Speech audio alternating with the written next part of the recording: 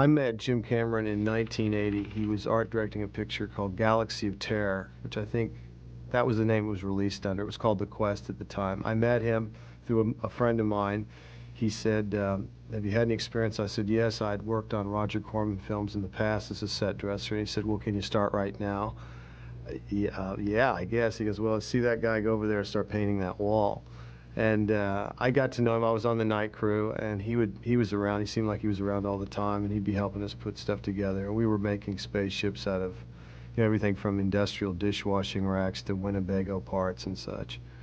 And I got to know him. I had made a few little films on the side. At the time, I'd made a little film called Fish Heads that he really liked. And he started telling me about this script that he'd been writing and a story he'd been working on called The Terminator.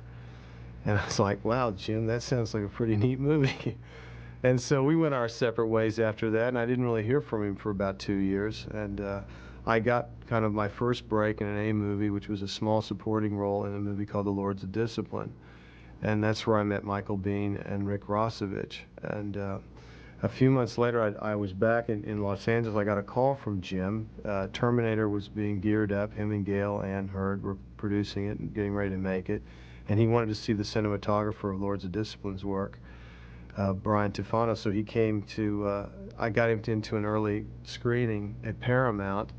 And among other things, I introduced him to Michael Biehn and Rick Rossovich, who were both, as you know, in Terminator. I saw Jim at LAX. I was going on Christmas. This must have been, I guess about 1984. I just finished Weird Science, and I was on my way to see my girlfriend's and her family.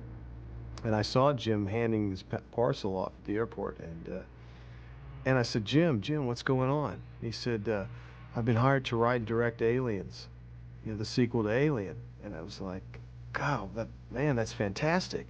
And I said, hey, you got to write me a part in it, that kind of thing.